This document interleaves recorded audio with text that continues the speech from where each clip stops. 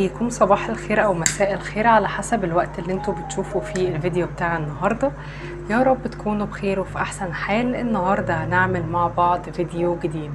اختاروا اي شخص، حد مثلا انتوا معاه في علاقة، في تباعد، ده كراش، اي حد، وهنشوف ايه مشاعره والطاقة بتاعته تجاهك بعد اخر موقف. اخر موقف ده بقى ممكن يكون مقابلة، ممكن يكون مسج، ممكن يكون مكالمة، او حتى لو انتوا منفصلين واخر موقف كان انفصال. فهنشوف مع بعض تغيرات مشاعره تجاهك، اخبار العلاقة وتطوراتها، ورسائل كمان كان عايز يقولها لك في اخر موقف ولكن ما قالهاش. كل اللي عليك ان انت تختار مجموعة من الاتنين. عندكم المجموعة الاولى احجار التايجر اي زي ما انتم شايفين كده، عين النمر دي أحجار القوة والتركيز والذكاء والشجاعة. أما عندكم المجموعة التانية الأحجار المختلفة بتاعة الشاكرات، عندنا حجر الشمس والتايجر آي والفيروز، يعني مجموعة أحجار كده مختلفة للناس اللي بتبقى مايلة إن هي تعمل كذا حاجة وتجرب كذا حاجة، وكمان مهتمين بالشاكرات وبعلوم الطاقة. كل اللي عليك إن أنت تختار واحدة منهم، أما لو ما عرفتوش مفيش مشاكل، هنختار بالحروف. حروف مين؟ حروف الطرف الآخر. دلوقتي هنبدأ، ولو أنتوا أول مرة بتشوفوا القناة ما تنسوش تشتركوا. بسم الله. ركزوا بقى الطاقة بتاعتكم. تخيلوا الشخص ده قدامكم، اسمه، صورته، كل التفاصيل. حطوا نيتكم على أسئلة انتوا عايزين تعرفوا إجابتها.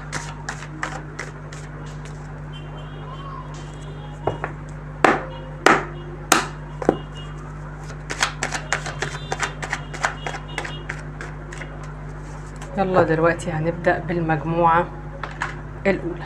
أهلا بيكم يا اللي اخترتوا المجموعة الأولى، اللي اخترتوا حجر تايجر آي أو اللي اخترتوا بالحروف. حاسة الطاقة بتاعتكم أول حاجة إن انتوا أشخاص أذكياء جدا، حاساكم أشخاص عندكم شجاعة وعندكم جرأة وبتعرفوا تعبروا عن اللي جواكم بشكل كويس. ممكن تكونوا أشخاص متكلمة وانتوا بشكل عام شخصيتكم قوية. ممكن تكونوا بتشتغلوا في مجال بيتطلب منك القوة، الإدارة، الشجاعة. شايفة كمان إن في ناس منكم بتعانوا من توتر أغلب الوقت، ومثلا مسؤوليات أو ضغوطات جامدة عليكم.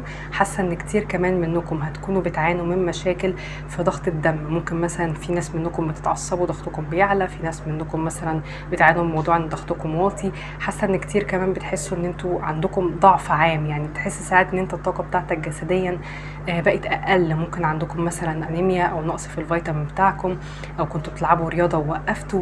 دي حاجه انا حاساها قوي في الطاقه بتاعتكم. انتوا كمان اشخاص بترفض الضعف والاستسلام. دي الطاقه اللي وصلاني قبل ما اشوف اي كروت. يلا دلوقتي نبدأ. عايزين نشوف الطاقة بتاعتكم يا جروب نمبر 1 في العلاقة.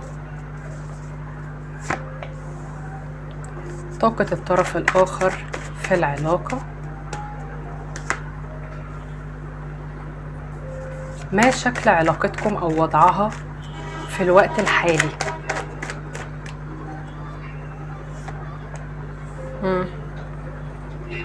شوف ايه كان اخر موقف او كان اخر لقاء او اخر حدث، يعني ايه الحدث اللي حصل ما بينكم.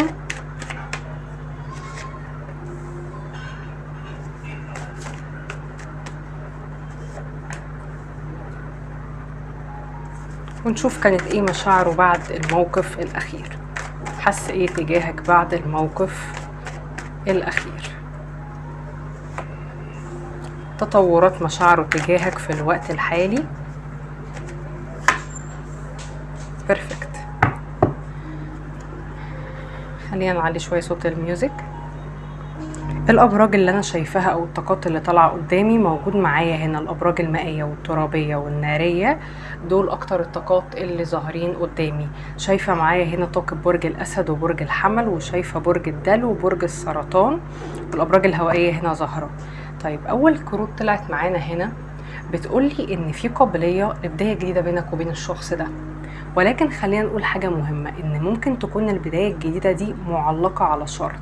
يعني كأن طرف من الاطراف وخصوصا البنت في العلاقة كأنها قالت مثلا انا لا، لازم احط شروط، لازم احط حدود، لازم ابقى في موقف قوة في العلاقة دي، كأن في بداية جديدة ولكن بشروط وبقرارات. لان مش عشان من باب التعقيد، ولكن من باب ان احنا مثلا كل مرة بنبعد ونتخانق ونرجع وما بيحصلش جديد، يعني كأننا عمالين بنلف حوالين نفسنا، الغلطات هي اللي بيحصل هو، فما فيش جديد. لانها شايفة هنا ان كأن خصوصا طاقة جروب نمبر 1 البنات منكم تحديدا، انتوا حاسين ان انتوا متكتفين متأيدين، العلاقة دي واخدة جزء كبير من طاقتكم من مشاعركم، حاسين ان الشخص ده مأيدكم او حاططكم في زون كده وانتوا مخنوقين، وحاسين ان انتوا متغميين، يعني اللي هو مثلا انا مش عارفة العلاقة دي رايحة على فين، انا مش عارفة الطرف الاخر ده ايه مشاعره ناحيتي، انا مش عارفة هو بيحبني ولا ما بيحبنيش، او هياخد خطوة ولا مش هياخد خطوة. مثلا حد ممكن يكون لما انتوا بتبعدوا بيرجع لكم، ولما انتوا تبقوا موجودين ما بيعملش المجهود الكافي، فانتوا حاسين ان انتوا مسجونين في العلاقة دي، مخنوقين، اللي هو انا مش عارف حاجه، انا قاعد في موقف كده مستني قرار، مستني بدايه، مستني اي حاجه تحصل، انا قاعد متكتف مستني. حتى للي منكم العلاقه دي مش قائمه، بس انتوا حاسين ان انتوا لسه متكتفين او لسه متأيدين في هذه العلاقه وفي ذكرياتها والوعود اللي كانت موجوده هنا. حاسه ان الراجل في العلاقه دي غيور ومسيطر بشكل قوي شويه. طيب نشوف طاقة جروب نمبر 1. انتوا هنا طالعين لي في كارت ذا صن. اول حاجة انتوا بنسبة كبيرة جدا هتكونوا اشخاص نقدر نقول عليكم مشهورين او جذابين، يعني مثلا لما بتخشوا في مكان بتكون الطاقة بتاعتكم ملفتة جدا جدا للانتباه، بتحسوا ان انتوا عندكم جاذبية كده من وانتوا صغيرين، ناس كتير بتسعى او بتحب ان هي تتعرف عليكم، حتى لو انتوا مش بتتعمدوا ولفت انتباه حد ولا ان انتوا تتعاملوا مع حد، بس انتوا بشكل عام اشخاص جذابة وملفتة للانتباه بشكل واضح جدا.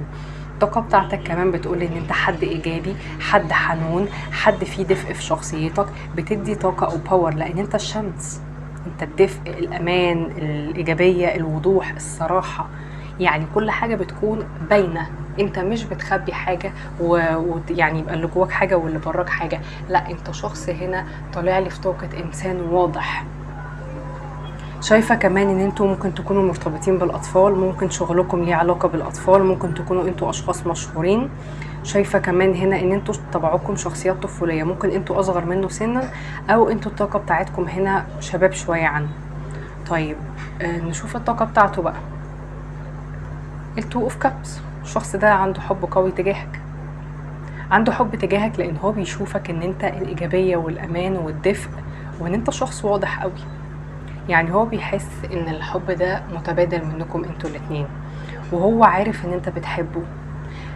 يعني الطاقة بتاعته هنا طلعالي في طاقة ان هو عايز ان انت وهو تكونوا لوحدكم بس، مش عايز ان يكون في ناس، اطراف ثلاثية، مشاكل، دوشة، حابب ان انتوا الاتنين بس تكونوا موجودين، وبيشوف ان العلاقة بينه وبينك علاقة قوية وفيها حب حقيقي مهما كان بيحصل فيها دلوقتي، بس العلاقة دي فيها حب حقيقي وحب واضح جدا، ولكنه بيشوف ان انت يمكن دلوقتي هتبدأ ان انت تحط قرارات او تبقى صارم شوية في العلاقة، يعني مثلا مش اللي هو انت بتحبني وقاعد ساكت، او بتحبني وانا معاك في العلاقة وانت بتعملش خطوات، لا بتحبني يعني يبقى المجهود مشترك، يبقى المجهود متساوي، يبقى انا اعمل خطوة وانت تعمل خطوة، يبقى في مشاركة، وهو حابب ده معاك. انا شايفه ان الشخص ده ممكن يكون عايز يقابلك، عايز يكلمك، عايز يقعد معاك وقت طويل، وهو الحقيقه شايف ان انت الطاقه بتاعتك دلوقتي بقت اتراكتيف، يعني اكسترا اكتر من الاول بكتير، وانتوا فعلا يا جروب نمبر 1 يمكن بتعملوا بدايات جديده، او في حاجات هنا انتوا عايزين تحققوها في حياتكم او ظاهرين اكتر. طب لو هنتكلم بقى عن طاقه او وضع العلاقه، يعني اللي شايفاه هنا في وضع العلاقة عكس اللي في طاقتكم تماما، يعني كأن انت الطاقة بتاعتك فيها مثلا رغبة في بداية جديدة، رغبة في وضوح، مشاعر كويسة، بس انا حاسة ان انت الطاقة بتاعتك فيها تركيز على نفسك اكتر يا اصحاب المجموعة الاولى. الطاقة بتاعته طاقة حب، لكن شايفين هنا وضع العلاقة عامل ازاي، يعني وضع العلاقة مش لايق مع الطاقة بتاعتكم، يعني ده يقول لنا ان ممكن يكون في ظروف او حاجات قدرية اتدخلت، او ان العلاقة دي نفسها هي علاقة صعبة بينك وبينه، لان انا شايفه في طاقه العلاقه دلوقتي ان في بعد، ان في زعل، في خسارة، في فقد، في ازمات، في مشاكل، في حاجات بتتدخل هنا وبتمنع وجودكم انتوا الاتنين مع بعض، ان انتوا الاتنين حاسين بفراق بعض جامد. فيا اما العلاقة في ازمة يا اما انتوا منفصلين، حاجة من الاتنين. ولو ده كراش فحد فيكم هيكون طالع من ازمة. المهم ان العلاقة دي في ازمة في الوقت الحالي او متأثرة بمشاكل، وانتوا الاتنين تعبانين قوي على فكرة. ده اللي طالع معايا. عشان كده يمكن العلاقة دي بتتطلب اخذ قرارات، بتتطلب بداية جديدة بشروط او بحدود او باتفاق بالعقل مش بالقلب، لان في هنا خنقة، في تأييد، في ان احنا عمالين بنلف في دوائر مغلقة. طيب ايه كان اخر موقف بينك وبينه؟ اخر موقف بينك وبينه بنسبة كبيرة جدا كان حد بيعترف بمشاعره، او حد كان بيتكلم او بيقول اللي جواه او بيعتذر او بيتكلم والتاني مثلا مهتمش. شايفة ان اخر موقف بينك وبينه كان يعني ده كارتين بيج. يعني ممكن يكون اخر موقف بينك وبينه بيسيطر عليه شوية الطفولية او الندية في التعامل او ما حكمناش عقلنا كفاية. حاسة ان اخر موقف كان بنسبة كبيرة خلاف او حاجة بتوجب الاعتذار، مش كان موقف عادي. او اخر موقف مثلا كان فيه اعتراف بالمشاعر والحد التاني ما كانش مهتم قوي. المهم ان اخر موقف هنا كان حاجة بتتطلب الاعتذار او التصليح، او كان حد شغوف قوي والتاني مثلا عامل مش واخد باله. طب كانت ايه مشاعره بعد اخر موقف؟ ممكن اخر موقف كمان كان فيه شرط او طلب، حاجة شبه كده. طب كانت ايه مشاعره تجاهك بعد اخر موقف؟ كان عنده حب قوي ليك، كان عنده حب قوي ليك، وكان مشاعره في اخر موقف كأنه كان عايز يعتذر لك، او كأنه كان عايز يقول لك انا مفيش حاجة قادرة اقدمها لك غير الحب. يمكن عشان كده مش قادرة التزم، يمكن عشان كده مش قادرة ابقى في علاقة، يمكن علشان كده مش عارف اعمل لك اللي انت عايزه واحقق لك اللي انت عايزه، لان انا مفيش حاجة اقدر اقدمها لك غير الحب. واخر موقف فعلا كان عايز يعتذر لك او يعبر لك عن حبه، او كان في حاجة فيها زعل، اللي هو انا كأني بقدم لك حب او حاجة زي كده بس انا زعلان او مكسوف من نفسي في حاجة. طب ايه تطورات مشاعره تجاهك في الوقت الحالي؟ كارت السكس اوف كابس.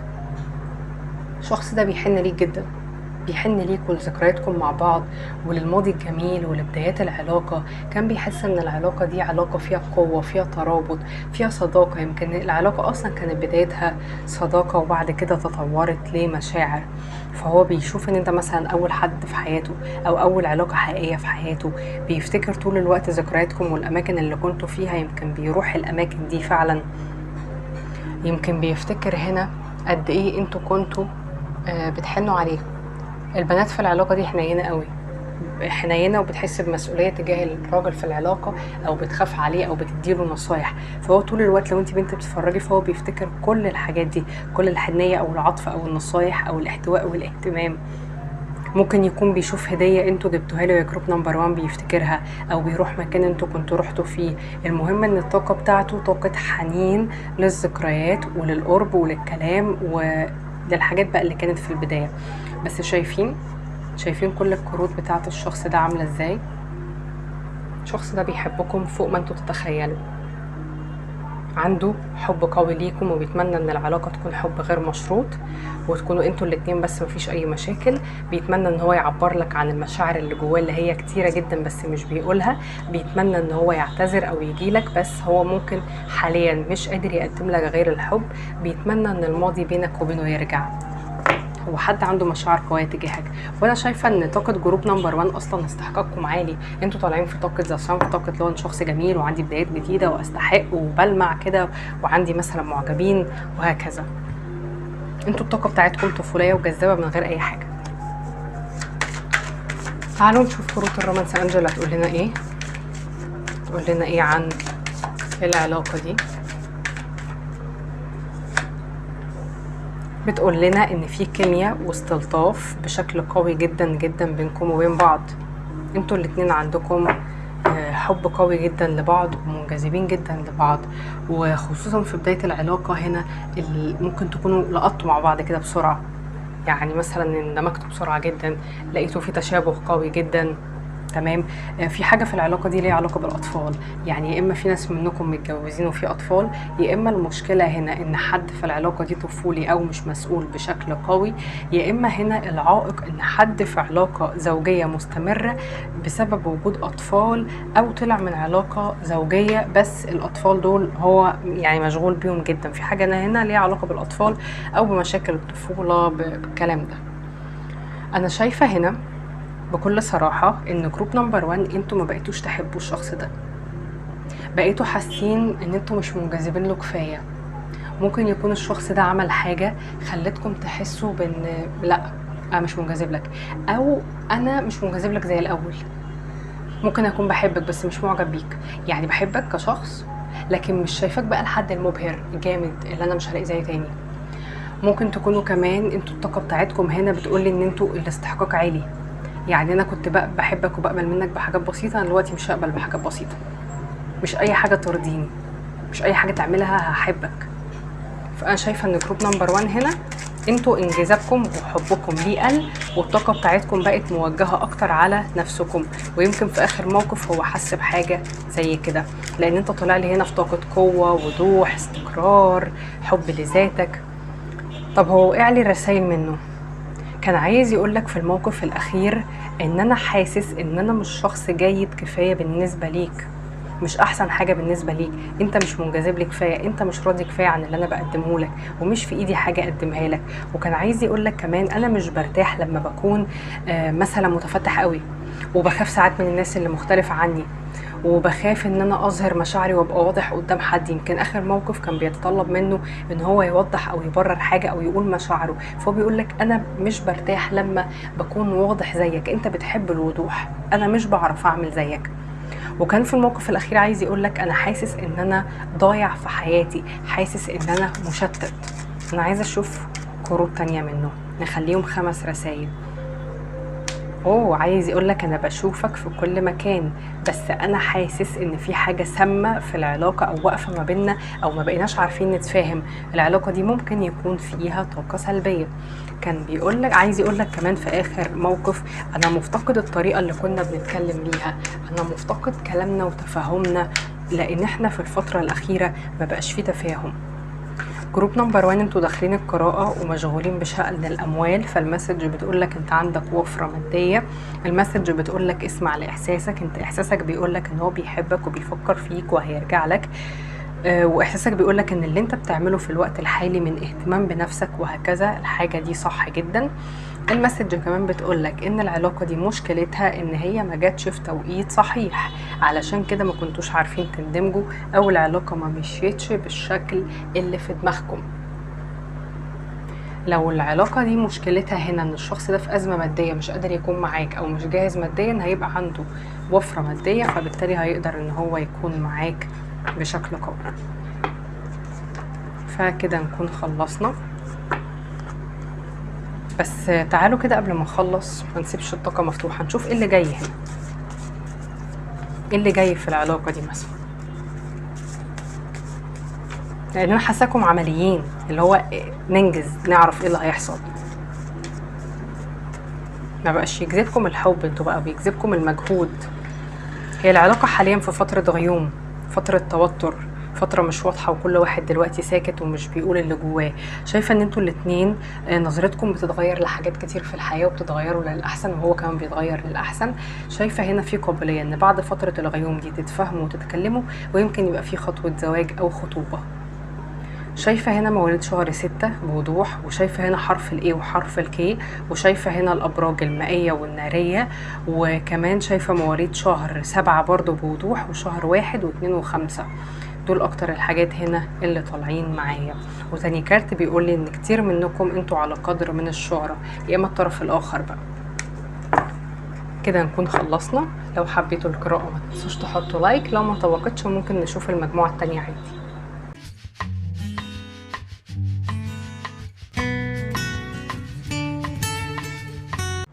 ازيكم يا اصحاب المجموعة التانية، اهلا بيكم اللي اخترتوا مجموعة الاحجار المختلفة دي او اللي اخترتوا بالحروف. خليني الاول اعرف شوية عن الطاقة بتاعتكم. انا مبدئيا كده حاسه ان انتوا ممكن الطاقه بتاعتكم هايبر شويه، يعني ممكن تكونوا انتوا اشخاص خفيفه، مش اشخاص مثلا حركتكم تقيله. حاساكم كمان بتحبوا تعملوا اكتر من حاجه في نفس الوقت، او بتقدروا تفكروا في اكتر من شيء في نفس الوقت، يعني مثلا تشتغلوا، تتجوزوا، تشوفوا صحابكم. يعني الطاقه بتاعتك هنا هايبر، طاقه ناريه شويه. وكمان انتوا اشخاص بتزهقوا بسهوله، ممكن تكونوا في حياتكم انتوا عملتوا اكتر من حاجه او عندكم اكتر من موهبه. دي حاجة أنا حاساها في الطاقة بتاعتكم جدا. ممكن في ناس منكم انتوا هيكون عندكم روحانيات، بتحسوا بحاجة بقى قبل ما تحصل. ممكن تكونوا بتحلموا أحلام أو حاجات وبتتحقق. عندكم موهبة روحانية معينة. شايفة ان كمان كتير منكم هتكونوا متأثرين بما يخص علم الطاقة، الشاكرات. بتحاولوا ان انتوا تستشفوا، كان عندكم طاقة سلبية وبتحاولوا تستشفوا منها، او تشغلوا رقية شرعية، او انتوا حاسين ان انتوا عليكم سلبيات في الفترة دي، ويمكن ده حقيقي. طيب تعالوا بقى نشوف الطاقة العامة هنا. عايزين نشوف اول حاجة الطاقة بتاعة المجموعة التانية، طاقة المجموعة التانية في هذه العلاقة. تعملوا شفاء، مش انا قلت لكم؟ تعالوا بقى نشوف طاقة الطرف الاخر في العلاقة دي. حلو. شوف شكل العلاقة بينك وبينه. انا شايفة هنا معايا برج القوس، وشايفة معايا الابراج الترابية والمائية والترابية. لكن غياب الطاقة النارية هنا بيقول ان يمكن مفيش خطوات، مفيش شغف، مفيش مجهود. تعالوا نشوف ايه كان اخر موقف بينك وبينه، يعني ايه الموقف الاخير، ايه حصل فيه.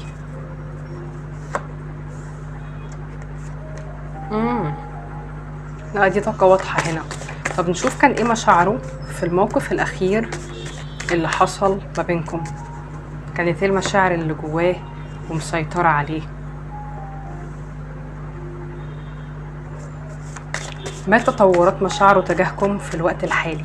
بقى دلوقتي حاسس تجاهكم بايه؟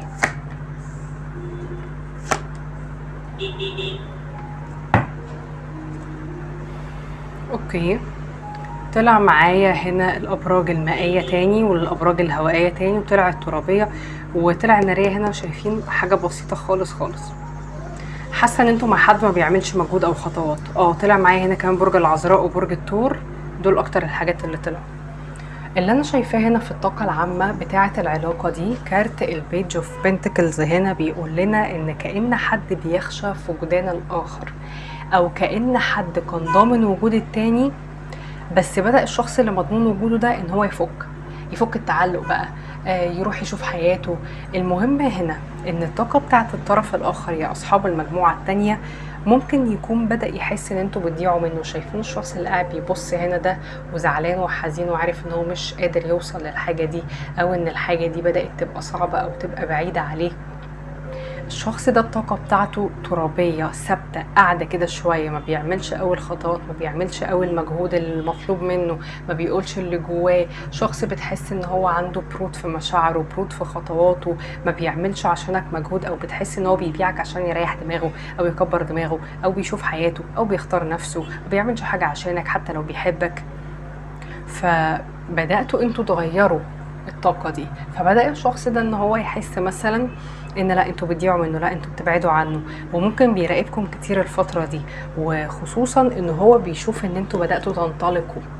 مثلا بدأتوا ان انتوا تشوفوا شغلكم بشكل افضل، بدأتوا مثلا ان انتوا تنزلوا تتعرفوا على صحاب وتظهروا. انتوا اصلا الطاقة بتاعتكم نارية شوية، الطاقة بتاعتكم فيها هيبرة او فيها ظهور او فيها شغف او فيها ان انت بتحب الناس اللي حواليك، بتعمل معاهم علاقات، بتقرب منهم، تحب تخرج تشوف الدنيا. او دي بقت الطاقة بتاعتكم مؤخرا، او دي الطاقة اللي هتكون صح بالنسبة لكم او كويسة، او هتجيب لكم الشخص ده اللي هي الهيبره والظهور. وان انت تبقى مبسوط. انا بقولكش اعمل ده عشان تجيبه، انا بقولك اعمل ده عشان تبقى مبسوط، وهو كده كده هيجي. تمام. فده اللي انا شايفاه في الطاقه الحاليه. كأن الشخص ده اللي بيحركه ان هو بيحس ان انت بتبعد، بتضيع من ايده، بتمشي، بيبصلك بحسرة او بندم.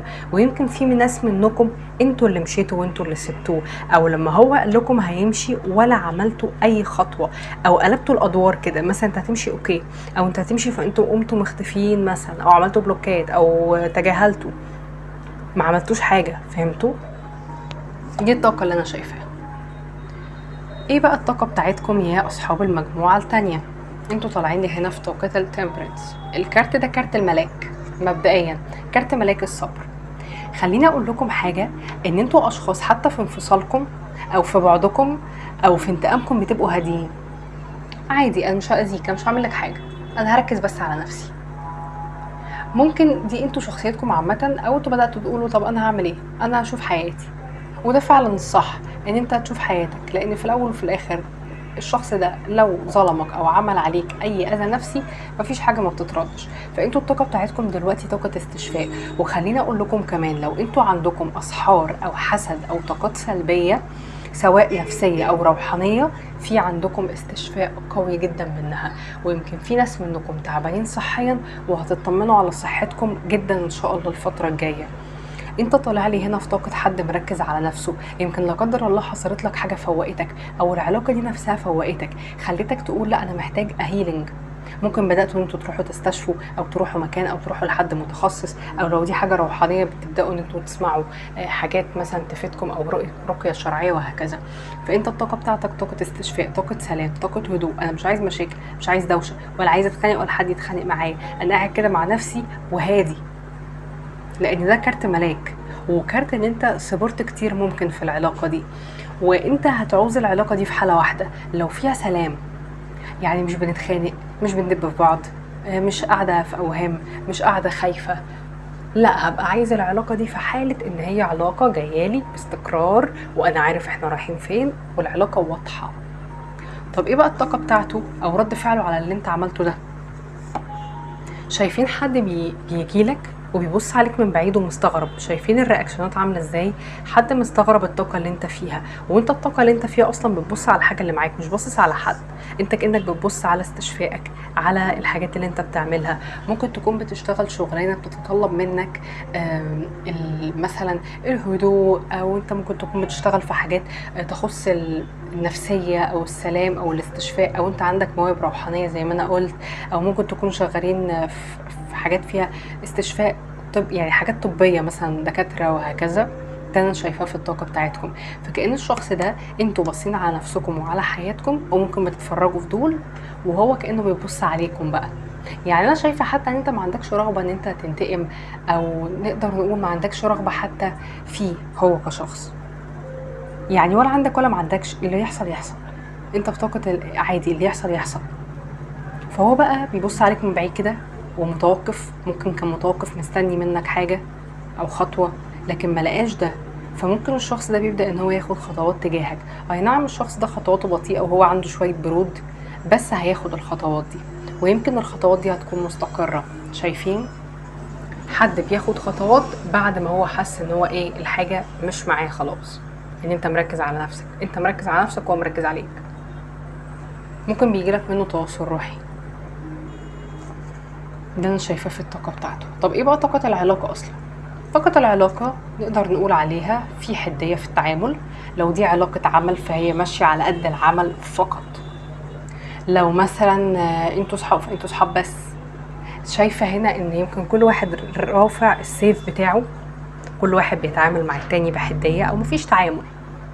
ممكن العلاقه دي يكون مشكلتها الأسوأ في التعامل، او الحدود، او العناد، الكبرياء، عدم اخذ الخطوات، او عدم التعبير عن المشاعر. لان الكينج اوف سورد حد عقلاني بس، مادي بس، عملي بس، حاطط حدود اغلب الوقت وقافل وشه. يمكن يكون الشخص ده مثلا شخصيته فورمال قوي، او هو مؤخرا بقى فورمال قوي. يعني مثلا من شغله لحياته مفيش قوي تفاعلات خالص. ده اللي انا شايفاه. ويمكن انتوا يا جروب نمبر 2 حاطين حدود انتوا كمان. طب ايه اخر موقف كان بينك وبينه؟ اخر موقف بينك وبينه كان فراق، بس انا حاسه ان اخر موقف بينك وبينه كان صامت. يعني يمكن كان في فراق سلبي، او صمت عقابي، او صمت سلبي. المهم ان كان في حاجه سلبيه. شايفين اخر موقف كأن حد ساكت. ممكن يكون الشخص ده مثلا فضل ساكت مده طويله، او مختفي، او مش بيظهر، او مش بيديك اي رد فعل، فانت مشيت. ممكن يكون اخر موقف مثلا مكالمه وخناقه وانت مشيت، او هو. المهم اخر موقف هنا كان ما يجيبش الفراق مثلا، يعني كانت حاجه هبله مثلا. او اخر موقف حد ممكن يكون خير التاني، لان انا شايفه ان اخر موقف هنا فراق، بعد، سفر، حد سكت، حد خد جنب، حد خد موقف وطلع لقدام في حياته. ممكن تكون انت يا جروب نمبر 2 لقيت مثلا ان العلاقه دي انت مش بتاخد فيها اللي انت عايزه. ممكن الوعي او الادراك بتاعك زاد وسبت كل حاجه زي ما هي ومشيت. يعني ممكن تكون ما انفصلتش، ما اتكلمتش، ما شلتهوش مثلا من على السوشيال ميديا، ما عملتش رد فعل، فكأنك سبت كل حاجة وطلعت لقدام. ممكن تكون عندك نوايا للرجوع مرة تانية، لكن انا خلاص هاخد موقف. ممكن يكون فراقك مش فراق كامل يعني، لا ده ممكن انا باخد موقف مثلا، او في وضع مش عاجبني، لان انت ما كسرتش الحاجه، انت كانك سبت كل حاجه. وحاسه ان طاقه جروب نمبر 2 انتوا اشخاص طلعتوا حلوين مع الشخص ده للاخر، كأن مفيش عليكم غلطه الشخص ده يمسكها، سبيشال ان هو من النوع اللي بيقلب الترابيزه وبيندب شويه. فانت هنا طالع لي خلاص حد خد خطوات لقدام، حد ساكت، حد ما بيعملش رد فعل وقاعد مع نفسه بيستشفى. اما هو بقى يعني فعلا شايفاه حد صامت، حد ممكن يكون بيخبي كل حاجه جواه، مشاعره وكلامه اسراره، بيستشفى. شايفه ان في تواصل روحي عالي جدا جدا بينك وبينه. المهم ان كان اخر موقف كان في صمت، كان في فراق، كان في اسرار، كان في هدوء. طب يا ترى بقى كان ايه مشاعره بعد اخر موقف؟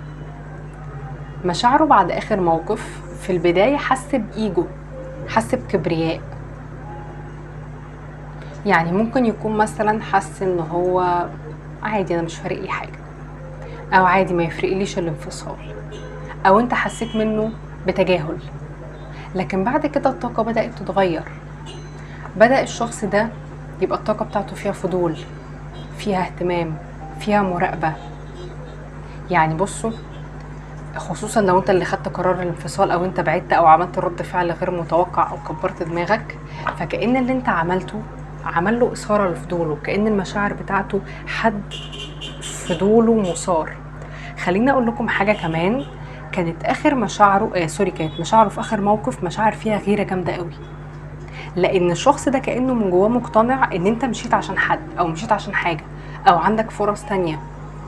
مش بالضروره ان هو يكون شايفك حد مش كويس، لا مش شايفه ده، بس هو شايفك حد عندك فرص، عندك اختيارات، شخص اتراكتيف، وهو نفسه غيور وشكاك شويه. فكأن في اخر موقف ده هو كان في ألف سؤال. طب انت مشيت عشان زعلت، مشيت عشان بتتقال عليا، ولا انت بتتحداني، ولا انت عندك حد تاني، ولا انت عايز ايه؟ كأن اخر موقف ده عمل له اثاره جامده لفضوله، وبدأ ان هو يراقبك، وبدأ من ان هو كان حد مكبر دماغه لان هو حد هو اللي شغل دماغه. ده اللي انا شايفاه هنا. ده انتوا عملتوا ايه يا جروب نمبر 2؟ انتوا لازم تقولوا لي في الكومنت. طيب ايه تطورات مشاعره تجاهكم دلوقتي؟ شايفه ان الشخص ده زعلان. شايفين بعد ما كان الكارت هنا كارت الكينج اوف سورد، وحد ما بيفرقلوش حاجه في الدنيا، وحد قاعد صامت، وحد مكبر دماغه من كل حاجه، كأن بدأ ان هو لا انا زعلان، انا متألم، انا مأذي، انا مستسلم، انا كل حاجه باظت، انا كل حاجه عملتها ما وجعتكش انت، دي وجعتني انا. فهو طلع لي في طاقه حد خد افعاله بمعنى اصح، او هو اتأذى، هو زعلان. وممكن لو الشخص ده كان عنده علاقة زوجية او اختار حد تاني، هو اتأذى جدا جدا وطلع من العلاقة دي متبهدل، في كارما. شايفة ان الشخص ده ممكن في المشاعر بتاعته عنده ندم ان هو اختار الطرف الثالث، او اختار الظروف، او اختار الاستسلام، او اختار ان هو يسمع كلام حد، وبعد كده كل ده جاي على دماغه، لان حاسة ان في ناس بتتدخل في العلاقة دي وهو وداني شوية. او مثلا اختار ان هو لا، ان انا افضل فورمال وملتزم ومستقر وماخدش خطوات وعنيد وما بتنازلش، لان مش صدفه ان يطلع لي كارت كينج وكارت ذا هايروفنت وكروت كلها حد كده ماسك على نفسه، فهو حاسس ان هو لبس كل اللي هو عمله. طب تعالوا نشوف كروت الرومانس انجل هتقول ايه. انا اللي مخليني شايفه ان الطاقه بتاعتكم جميله، ان انت مش في طاقه ان انت بتعمل حاجه عشان تتحداه، لا ده انا بعمل كده عشان انا عايزه ابقى اقعد كده رايق في حالي، انا مش بتعمد مثلا المشاكل، فهمتوا؟ او مش بتتعمد ان انت تنتقم، لا ده انت فعلا دي الطاقه بتاعتك. حاسه ان الشخص ده عنده شويه ميول فيها تملك او شويه ميول نرجسيه مثلا.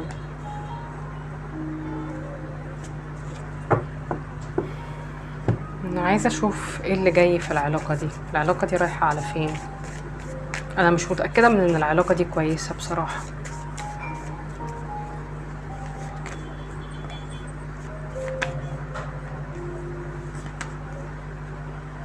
كل الكروت اللي جايه هنا ليها علاقه بحياتك، مش ليها علاقه بالعلاقه دي. يمكن انت مقرر ان انت مش عايزها مثلا.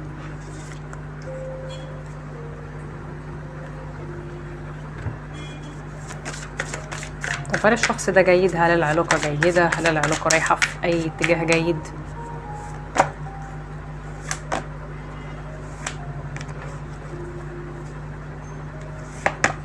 اوكي، تاني كارت بيقول ان انت عندك استشفاء روحاني واستشفاء نفسي وصحي كمان. انا شايفه هنا ان كروت الرومانس انجل بتقولي عن العلاقه دي ان هي حصل فيها خداع، او كان الشخص ده لابس ماسك، كان بيخفي مشاعره، او ممكن يكون اخفى عنك حاجه او سر، او هو عامه كان مشكلته ان هو بيخفي مشاعره وما بيقولش اللي جواه، بيثير فضولك، بيعمل لك مشاكل في الثقه، او العلاقه دي عرضتك لاحباط. مش عارفه ليه شايفه ان انت عندك فرصه تانية، عندك عرض خطوبه او علاقه فيها التزام، ومشاعر رومانسيه هتتولد بينك وبين حد. يمكن الحد ده موجود بس انت مش مركز معاه. حتى شايفين الكروت بتقول لكم ايه؟ بتقول لك انت عندك حظ واستقرار مادي وفلوس ونجاح، وعندك استقرار في حياتك، عندك حاجة مستقرة زي ما انت عايز، عندك حلول لمشاكل كتير جدا في حياتك مضايقاك. ممكن كانت حياتك مش اسهل حاجة وكانت فيها صعوبات، لكن انت بعد كده يكون عندك حاجات جيدة. انت ممكن تكون بتعاني من شوية تقلبات مزاجية لكن هتتحل. انت كنت بتتعامل مع حد مزاجي. شايفة مواليد شهر 6 و9 وشهر 2 و8 و7 و5 كتير قوي هنا. شايفة كمان الأبراج الترابية والمائية والهوائية ظاهرين معايا كتير هنا.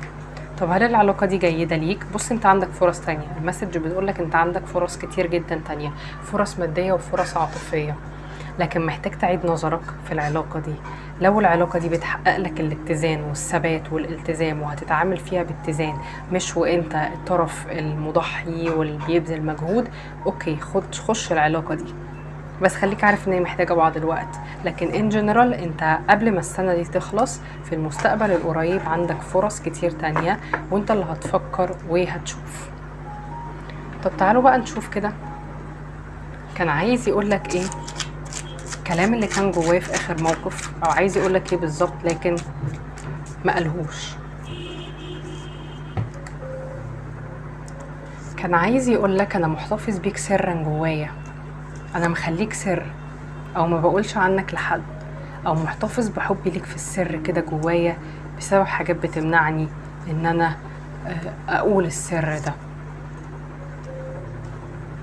وانا عايز اعرف انت كانت ايه مشاعرك وقتها، او ليه عملت كده، بتفكر في ايه. انت كمان بقيت غامض بالنسبة لي، وانا دلوقتي عرفت انا خسرت ايه. انا دلوقتي ادركت قيمة وجودك في حياتي، وانا حاسس ان انا ما كنتش استحق حبك، وانا دلوقتي اللي مهووس بيك ومش قادر ابطل تفكير فيك. وحتى اثناء هذا الصمت والبعد، وان احنا ما بنتكلمش، او ان العلاقه انتهت بصمت، او انت بعدت او سكت خالص وما بقتش ليك رد فعل، انا لسه بحبك ولسه مهووس بيك ولسه حاطك كده سر جوه قلبي، وحاسس ان انا خسرتك وما استحقش كل اللي انت كنت مديهولي ده. كده نكون خلصنا قراءتكم.